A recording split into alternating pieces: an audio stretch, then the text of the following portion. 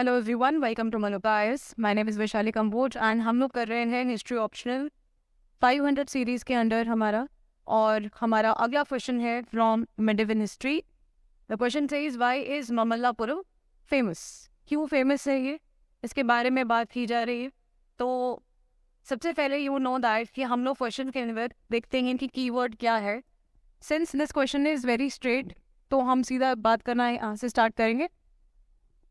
ममल्लापुरम सबसे पहले आपको पता होना चाहिए कहाँ है और किन लोगों से, किन राजाओं से ये रिलेटेड है। So Mamallapuram is a city in Tamil Nadu which is famously known as Mahabalipuram. And this area was ruled by Pallav kings. So Pallavas were ruling here in this region. And Pallavas की एक राजा जिनका नाम है नरसिम्हा वर्मन, महेंद्र वर्मन के बेटे नरसिम्हा वर्मन द फर्स्ट, इनके नाम से ये एरिया जो था इसको नाम की रखा गया इसका। So this person Narasimha Varman was famous by the title of Mamalla.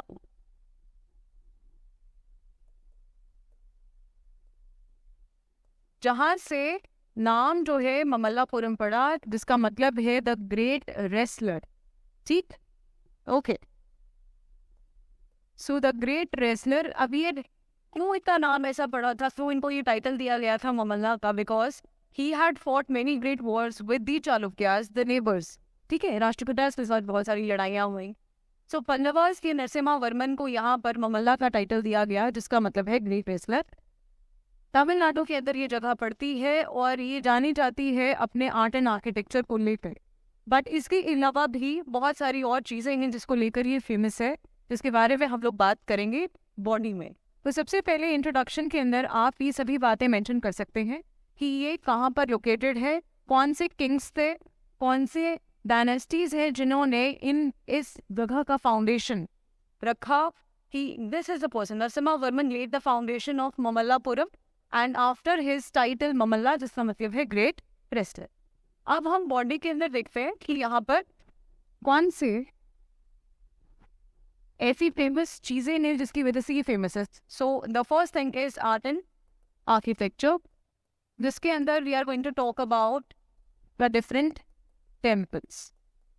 सो आप यहाँ पे देखेंगे शोर टेम्पल यहाँ पर प्रेजेंट है, which is very very famous.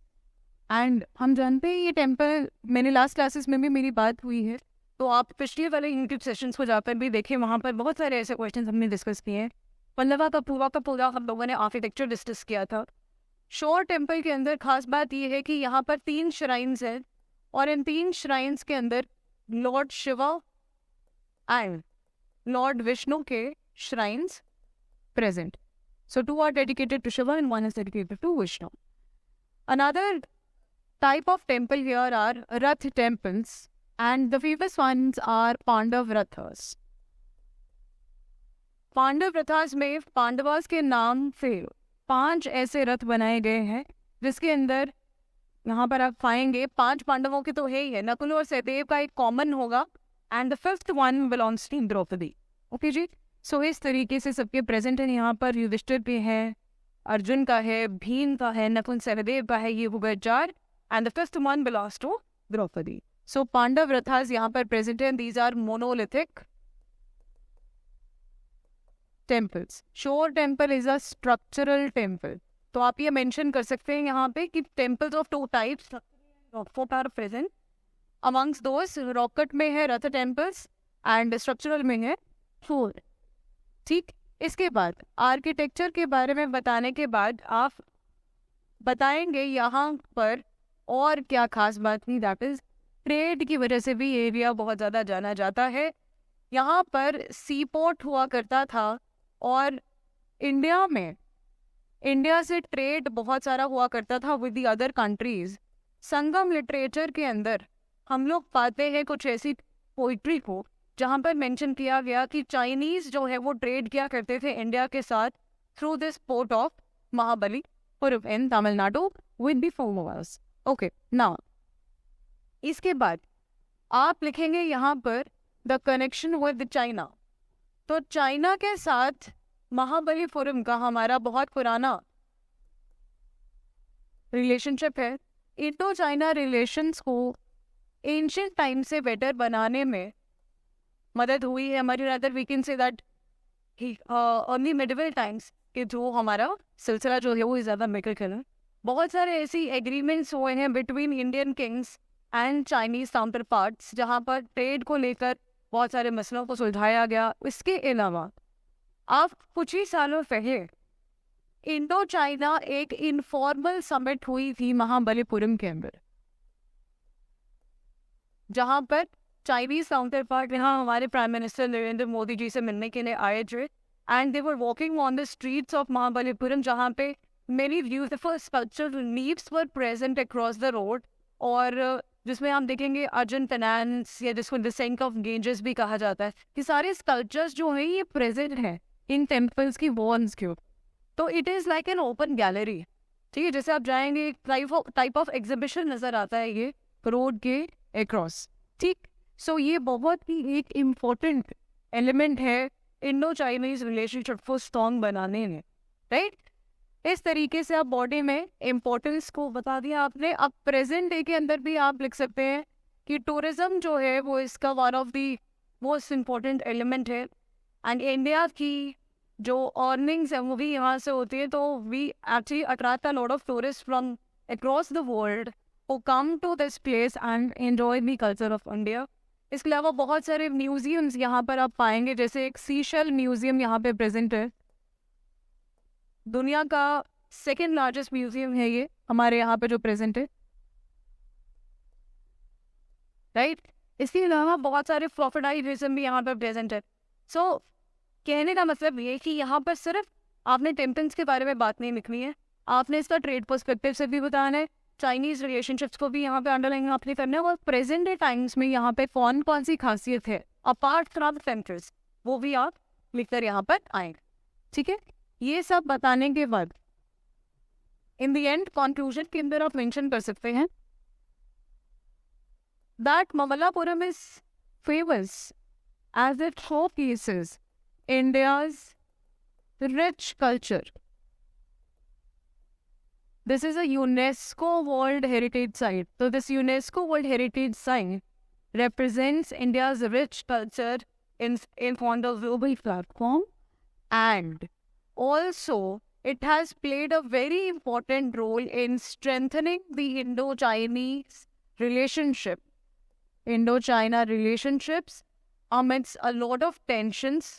हम देख रहे हैं कि इंडिया और चाइना की टेंशन्स बहुत ज़्यादा रही है पिछले कुछ सालों में, बॉर्डर स्टैंड ऑफ्स बहुत सारे रहे, और ऐसे समय पे अगर हम अपना सॉफ्ट कल्चर इस्तेमाल करके अपना कल्चर को यहाँ पर एक जरिया बना के एज अ बॉन्ड हम यहाँ पर अगर यूटिलाइज कर सकते हैं in making our relationship better, then there is nothing like that this would be the best version of Indo China relationship if we go by this way, right. So ये चीज़ में हमें बहुत ज़्यादा हेल्प मिल सकती है आने वाले सेंटर। तो ऐसा काम हमें करते रहना चाहिए, नॉट जस्ट विद चाइना बल्कि हमारे इंडिया में बहुत सारी ऐसी प्लेसेस हैं जहाँ पर हम बहुत सारे अलग देशों के साथ कल्चरली कनेक्ट जो है वो शो कर सकते हैं, ठीक है। We can also talk about people to people connect, मतलब जैसे यहाँ पर सिर्फ इंडिया और चाइना के जो काउंटर पार्ट्स आ रहे हैं, prime minister and the Chinese counterpart, so we also want कि यहाँ पे लोग भी आए जाए ऐसे, नॉट जस्ट फ्रॉम चाइना बल्कि हम चाहते हैं अक्रॉस द वर्ल्ड इंडिया का जो टूरिज्म है वो ग्रो करे।